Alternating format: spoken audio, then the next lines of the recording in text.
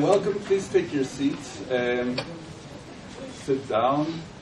Be comfortable. Eat, drink. Be merry. Don't be too merry because we have to listen and be attentive for the discussion. But a little merry is good.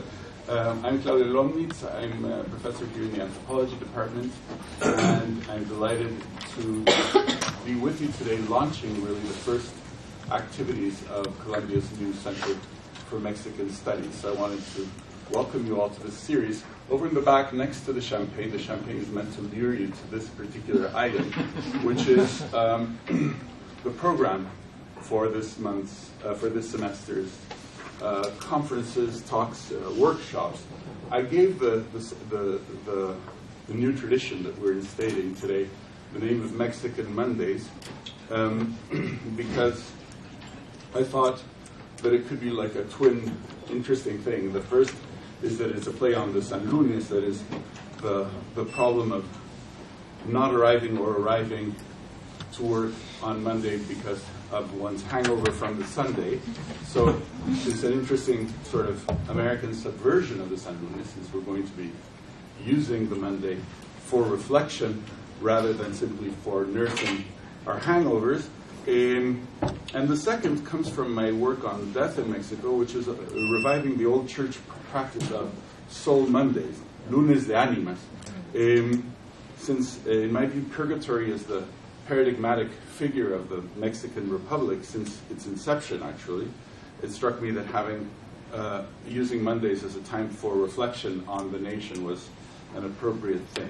So I want to begin by, before introducing our speaker of today, by thanking all of the support that we've had, all of the people who have supported and been critical for the foundation of this new center. Jose Moya, the director of the Institute for Latin American Studies, Pablo Picato, our former director, Maritza Colon, who's been in, I don't know whether she's here, she's been in and out, and Vania Salgado, as well as support from the Provost's office, and also here Ambassador Sandra Fuentes de Rain of the Mexican Consulate, who's also been instrumental in getting this going. So thank all of you. I don't know whether Vania is here right now. Okay, Vania is the person who you want to speak to if you want to get on our mailing list, and also she's the person that you want to talk to in order to find out about the new communications strategy. Maybe Sara here is also someone who could speak a little bit about that. They've launched, I think, this week some Twitter accounts for the center and some blogs that are being run by doctoral students and master's students here from Colombia who are working in Mexico. Sara, do you want to say one thing or two? Well, the blog is not ready yet, but we plan on podcasting every seminar so that it will reach a wider public. So you will find them there in case you miss one of these Mexican Mondays. And well, follow us on Twitter. There's not much to say. It's only been launched a couple of days ago, but it will be active and you can find us there. Okay, thank you very much. And so be tuned in to all that. Our formats for this Mexican Mondays are usually are going to be generally of two kinds. One is just a regular lecture, and the other is a pre-circulated paper.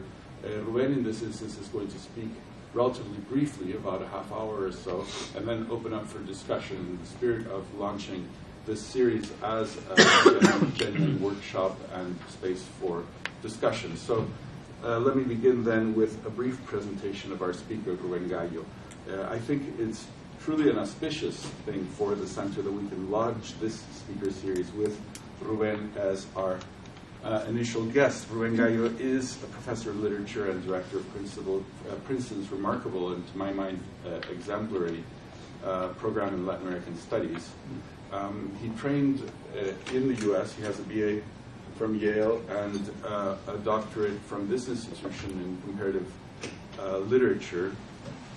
And he's written two really major books, and two books that I think are also slightly more modest but very interesting and not insignificant. The two major books were both published by MIT, Mexican Modernity and Freud's Mexico, and the other two works are, one is a reader on Mexico City and a work on Mexico City and Mexico's art world. I won't do justice here in these remarks to Rubén Gallo's oeuvre as a whole, but I want instead to reflect a bit on certain qualities of his work that I think are truly relevant to the foundation of our new center. Since this is our launching day, I wanted to take the opportunity to do that, and I apologize for being for not being really holistic in my presentation of Rubén's work. I think that Rubén Gallo's work is really very pertinent to the spirit of the foundation of this center, and I'm going to take most of my examples about why from his truly remarkable and major book on Freud's Mexico. The first of these qualities, I would say, is a deep commitment to thinking the world from Mexico, and I would add from a kind of revised Greater Mexico. Américo Paredes once used that expression, Greater Mexico, to refer to a Mexico that seeped beyond the U.S.-Mexican border, included his native Texas and the like. But of course, today, Greater Mexico includes pretty much all of the United States and certainly a fraction of the American Academy as well. So the first quality of his work, I think, is that it thinks of the world from a Mexican vantage point. In Rubén Gallo's book on Freud is a seminal reading of 20th century Mexican cultural history through Mexican readings of Freud. But it's also a genuinely innovative reading of Freud, and the book, if you've read it, is divided into two parts where it does that kind of reflective and reflexive movement. And it's one of the fascinating things about that work is how the innovative reading of Freud is refracted in a set of really very fragments, I would say, of Mexican fragments. And it's through these Mexican fragments that an innovative reading of Freud, which, by the way, is not an easy thing to do, an innovative reading of Freud at this stage in the game, occurs and exists. So he looks at fragments like the history of Freud's acquaintance with the Spanish language, including a little excursus on dogs and Cervantes, Mexico's place as a specter of Austrian imperial decline. Of course, I was going to say assassination. I know there's a kinder word of Maximilian. What is the kinder word? More officious kind of word. Execution. It's meant to be dispassionate assassination. Mexico's place in the specter of Austria's imperial decline, the role of an Aztec sacrifice, and of sacrifice more broadly in the psychoanalytic imaginary. Finally, I'd say Rubén's book is itself an example of Freud in Mexico and of Mexico in Freud, since it employs a form of reconstructive speculation as a method that is in part inspired by Freud, and is one of the, I think, remarkable things about that work, and one of the reasons why it steps out of any kind of business as usual in kind of Mexican cultural commentary, since it pushes, I would say, an erudite form of speculation to the fullest. I think that some of that comes from Freud, some of that may come from a kind of post-structuralist kind of sensitivity as well. And at the same time, it offers a view of Freud that is in many ways wild, as he puts it. But I would say that the wild Freud that he discusses through Mexico City is at once wild, yes, but at the same time deeply urban, as most of Rubén's work. So it's a wild urbanity that he's tracking. It's also an interesting aspect of this world refracted through Mexico. The second feature of Rubén Gallo's work that I take to be exemplary for our collective endeavor in this center is his careful interest in modernity and Mexican modernity, a quality that he shares with actually generations of Mexican critics, going all the way back, and maybe to Porfiriato, although his work starts in the 1920s, but even figures like Justo Sierra and Porfiriato could be taken as connected to this kind of sensitivity. Certainly the Contemporáneos, famous group of Mexican poets and avant-garde writers, and more recently Carlos Monsiváis. All of those could be exemplars of earlier generations that have been committed to thinking about Mexican modernity. But that commitment has always had a rather tense reception here in this country, in the United States. That's an important thing to note. It's one of the things that I think Rubén Gallo has actually succeeded in doing, is that that's forcing the foot in the door of getting Mexican modernity actually taken seriously in this country. And I think that the reason why there is a tense reception is twofold. On one side, there's deep investment in this country in discourses of difference, and specifically in images of Mexico as a frontier site, steeped in the autochthonous, etc. So people go to Mexico looking for that frontier or autochthonous experience rather than for the modern. That's one set of reasons why there's a difficult reception.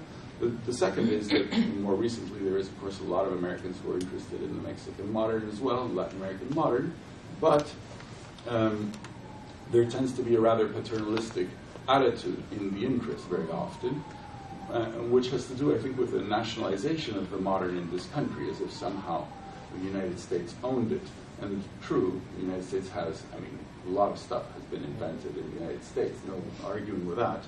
But at the same time, the phenomenon is itself, essentially, by essence, a world phenomenon rather than a national phenomenon. And here, I think Rubén Gallo's work actually manages to put a crack in that kind of impulse. So I think that is also something to say.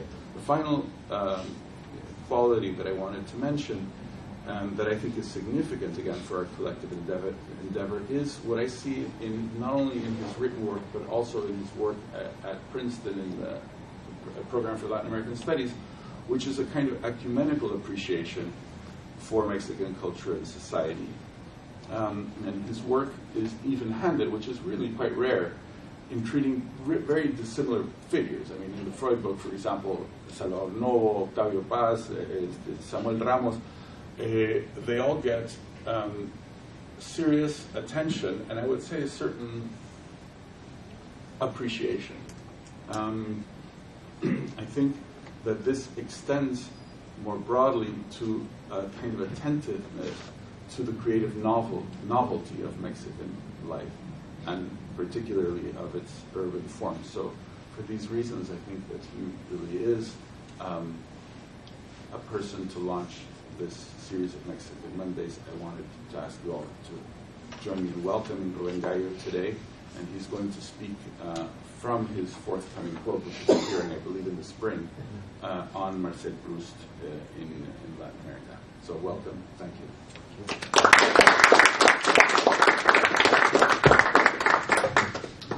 Thank you very much, Claudia, for that incredibly generous introduction. Thank you for coming. Thank you, Ambassador Fuentes, for being here with us. It's always a pleasure to be at Columbia, because for me it's a bit of a homecoming. I was here for 6 years when I was doing my PhD. I lived in that building that one can see through the window, so it's very much coming back home.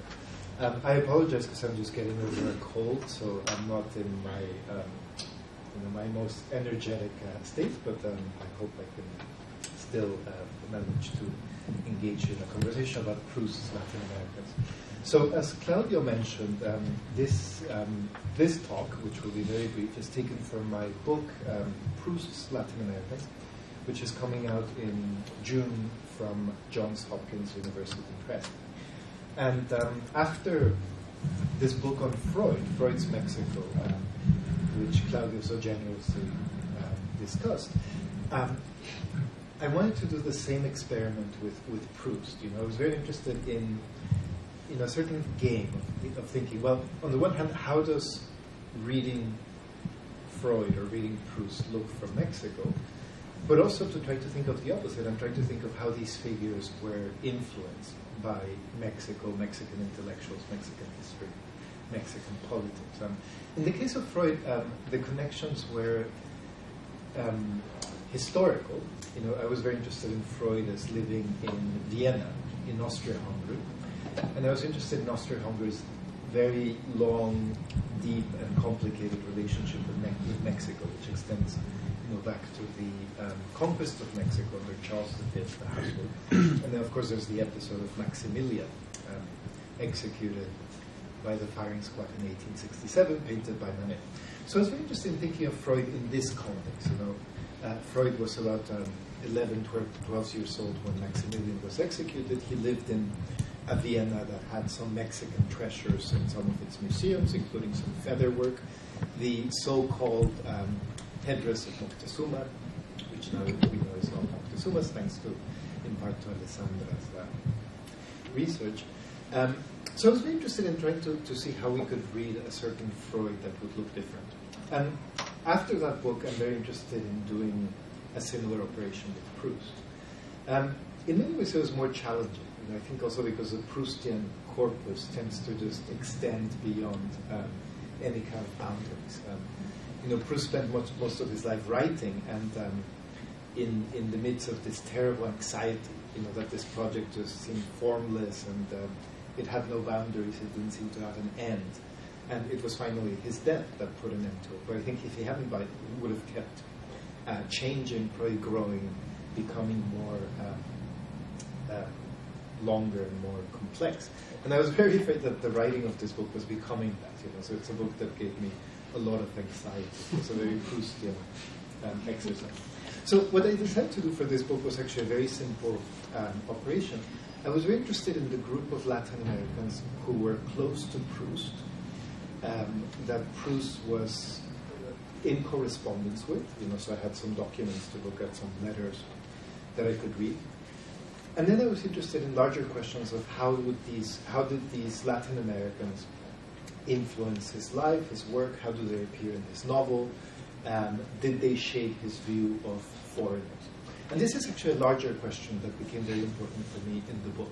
What did it mean to be a foreigner, and what did it mean to be a Latin American in Paris around Proust's time, the Belle Époque, the very end of the 19th century, the first 2 decades of the 20th century. Proust died in 1922. So what did it mean to be a Latin American in those years? And these were a few case studies, which led me to see that there are a few paradoxes. On the one hand, what was very interesting was that it seemed like France, at the moment, constructed foreigners in exactly the opposite terms as it's constructed in, say, in the United States right now. That is to say, in the United States, there's an effort to think cultural difference, to try, at least in intellectual circles, to try to associate it with a positive value and to value diversity. Whereas in France in the 19th century, the only option was French identity. There was no other option. So what was interesting was all of these Latin Americans that I studied had to become French in a certain way. They had to speak perfect French, they had to write perfect French, they had to publish in French, and they could never really mention their cultural difference, their origins, because it would not be taken seriously. And one of the paradoxes, that to me was fascinating, was that some of them, for most of their life, they encountered a resistance, where they did everything they could to become French. And anytime their work was reviewed, the review would basically state that this is the work of a foreigner, if someone comes from the outside. And in at least 2 cases, once the person died, they became absorbed into national culture.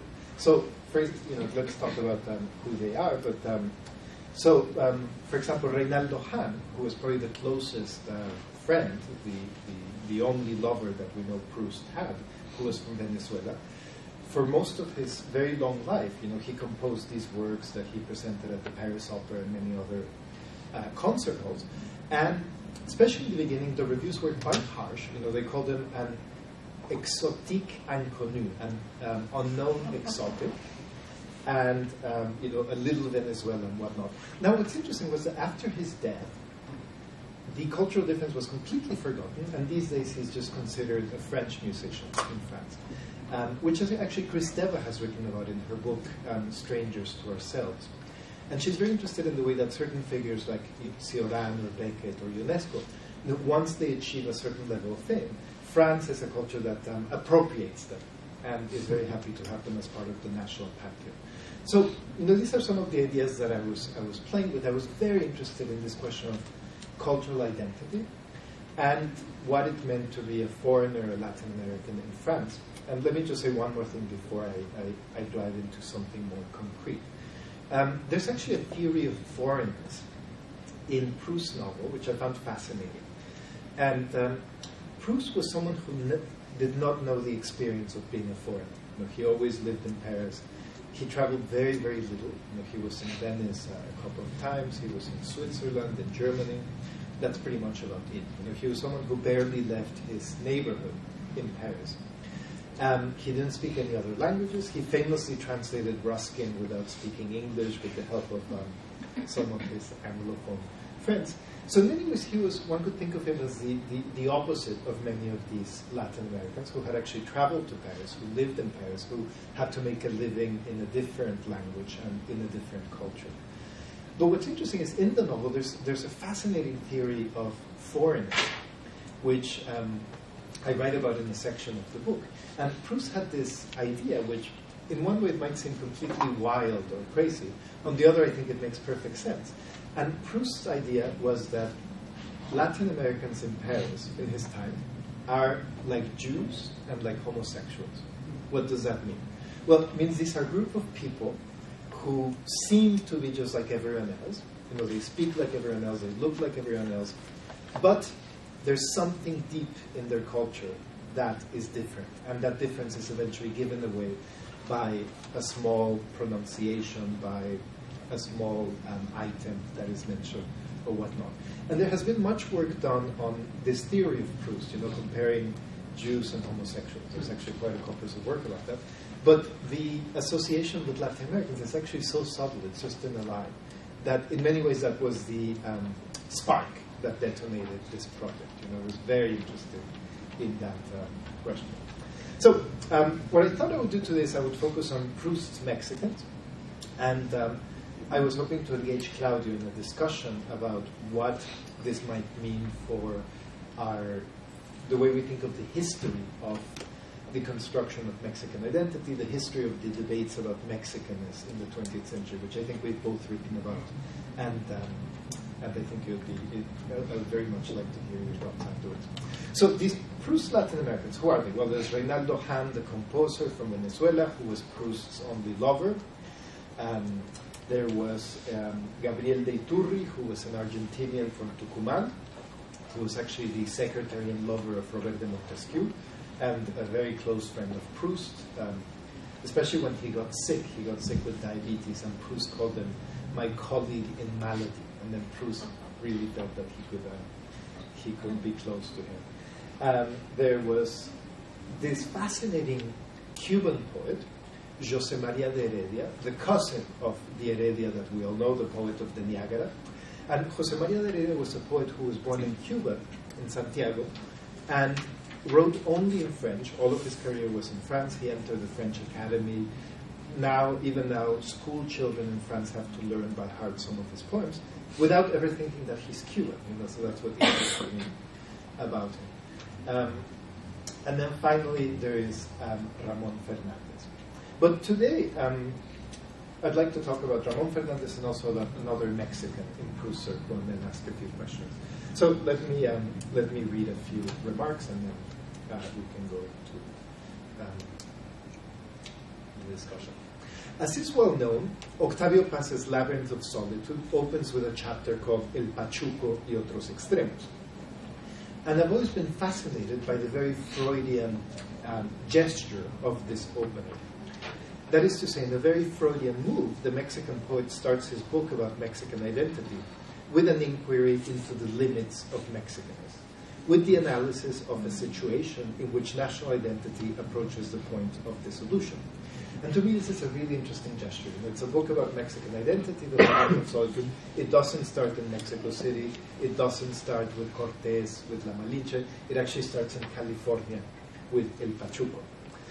Though much has been written on this chapter, and it has actually sparked quite a number of controversies, critics often forget and to me this is what's fascinating about this text, that The Labyrinth of Solitude was written while Octavio Paz was living abroad in Paris, working at the Mexican embassy in the post-war years.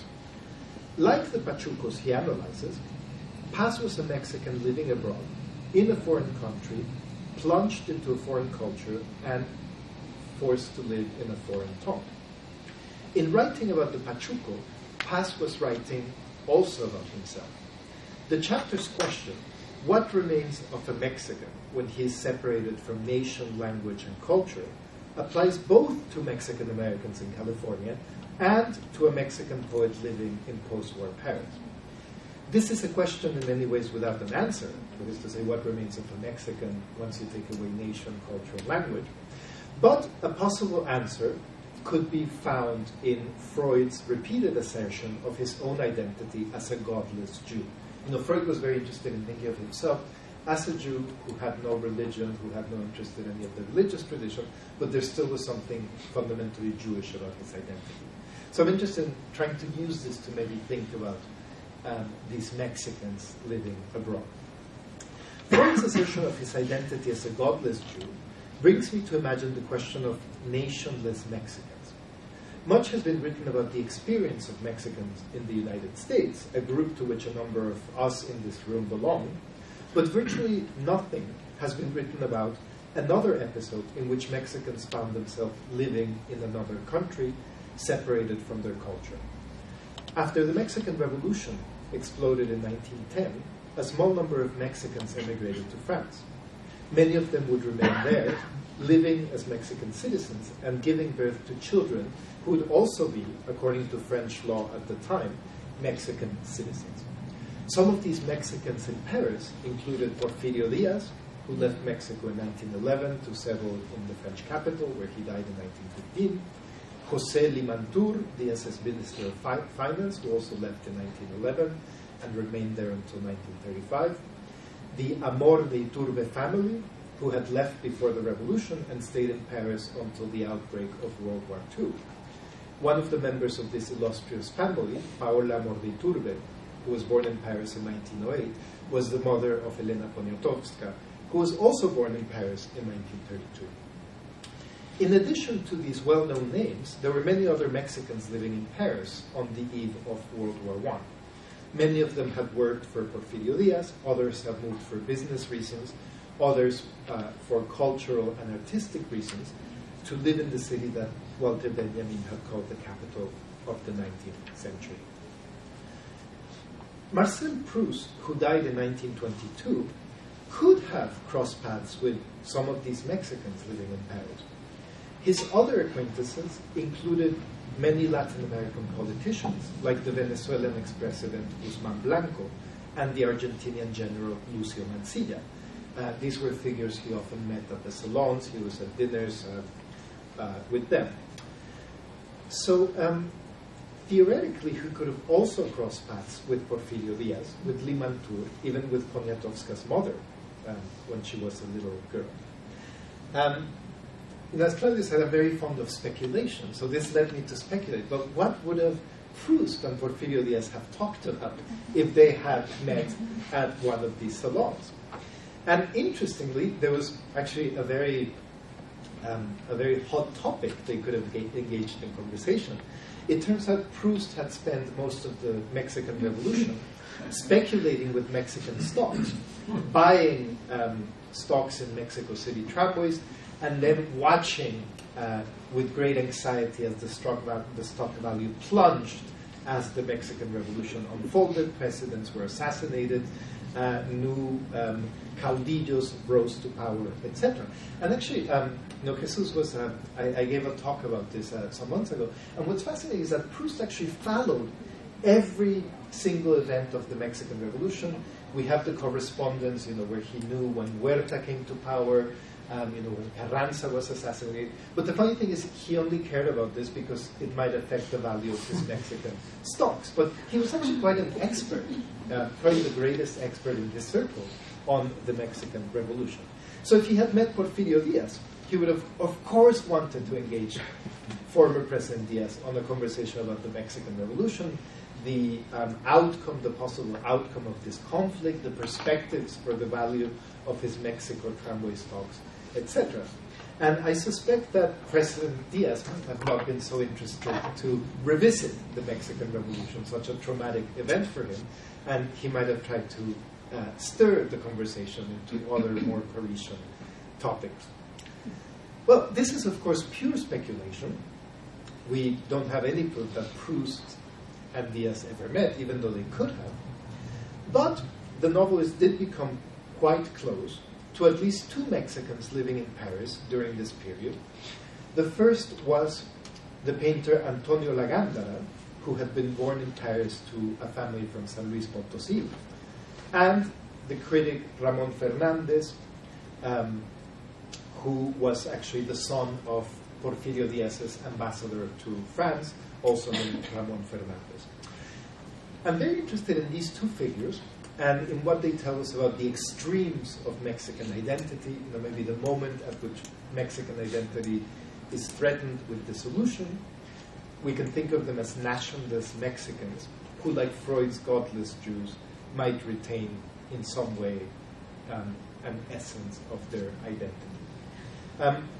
So I think there's probably not enough time to go in depth about the two figures, so I'll concentrate on Ramón Fernández, but I'd like to say a few things about Antonio Lagandara. Antonio Lagandara was born in Paris to a Mexican father from San Luis Potosí and to a Franco-English mother. And he lived as a Mexican citizen in France until he naturalized at age 34.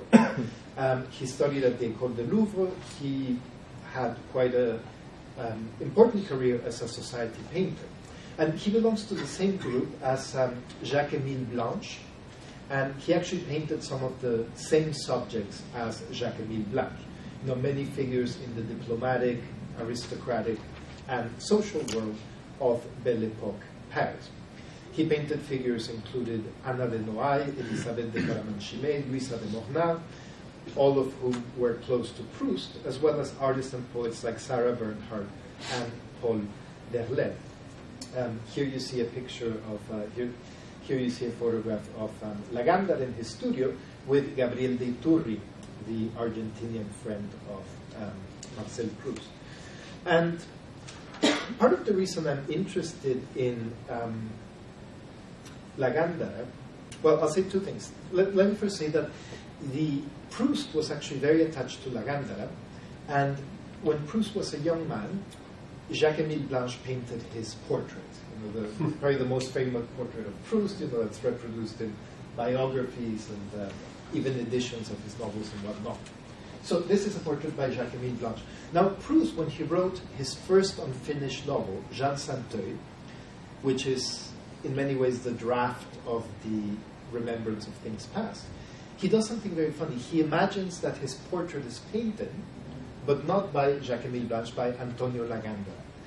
So, in this funny gesture, in this ideal work of literature, Proust imagines that he was painted by a Mexican painter, and not by the French painter Lagandara. And he writes a long passage describing this imaginary portrait by Lagandara. And it actually sounds a lot like this portrait by Blanche, but I'm very interested in this gesture of trying to change it and to project it into the work of Lagandara. But probably, what interests, and actually Lagandara also painted many of the Latin Americans in my book, including Iturri. In many ways, he was a catalyzer. Many of these Latin Americans met in Lagandara's studio. Some of them were painted by him. He painted Reinaldo Hahn's sister. He was someone really who connected all of these Latin Americans who were quite disparate. But I think what interests me most about him is the fact that the question of why has he been forgotten? I assume that I'm hoping that most of you have never heard of Antonio Lagandara before, which is usually the reaction. Even I would even say maybe Proust, maybe very, very scholarly Proustian circles. The name would be familiar because of the connection with Proust, but certainly not in any art historical context. In Mexico, he's completely unknown. No one has ever heard of him.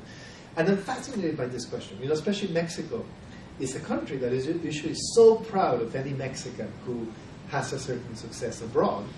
And there's usually the effort, to try to incorporate it into the national culture. So I'm very interested in why has La Gándara been completely forgotten on both sides? Why is he remembered neither as a French painter nor as a Mexican painter? But what I would like to focus on today is this other one of Proust's Latin Americans, another Mexican, who was Ramón Fernández. And he's someone who is, in Mexico, he has been the object of some interest by a small number of scholars. Octavio Paz was very interested in him. For obvious reasons, he was a Mexican living in Paris who had connections to the Parisian literary world. And a few years ago, Christopher Domínguez Michael wrote a short article about him in Letras Libres. But other than that, I think some people have a general sense of who he is, but he's also someone who is very uncomfortable. He doesn't really fit into either tradition. And I think you'll see why as we get on. So who was Ramón Fernández? Well, Ramón Fernández was born in Paris in 1894 to a Mexican father, the ambassador Ramón Fernández, and to a French mother. His father was a diplomat at the Mexican embassy, and his mother, Jeanne, was a fashion writer and one of the founders of French Vogue. He came from a family of illustrious Mexican politicians, originally from the north of Mexico, from Monterrey. His father was close to Porfirio Díaz, and his grandfather had been mayor of Mexico City. Ramon's father died when he was 11 years old, and he was brought up in France by his mother, who was a strong-willed woman from the south of France, who was also the hostess of an elegant salon frequented by Reynaldo Hahn, Jean Cocteau, Maurice Rostand, Jean Paulhan, and Lucien Daudet, among others. Ramon's upbringing was thoroughly French. He attended the Sorbonne, sat in the seminars of Henri Bergson, studied at Cambridge, and later entered the Collège de France. By his early 20s, he had made a name for himself as a very smart critic, who was also well-versed in contemporary philosophy, and he lectured frequently in France and England, where he befriended T.S. Eliot, who wrote about him in a letter as, quote, one of the most promising young men in Paris. He'll go on to publish one of the first important critical works on Proust in a book called Messages from 1926, as well as important monographs on Gilles, Molière, Balzac, and George Meredith. So you can see he had quite a career. And you might be wondering, well, if he was so well known, friends with T.S. Eliot, he wrote about Proust, how come he's not more well known? How come many of us have not heard of him? When Ramón met Proust, he had only written articles for newspapers and literary journals, but by the mid-1920s, he became one of the key players in the Parisian literary world. He became one of the most assiduous contributors to the Nouvelle Revue Française, the most prestigious review in France that counted André Gide, Jacques Rivière, and Valérie Larbaud among its authors. Ramón met Rivière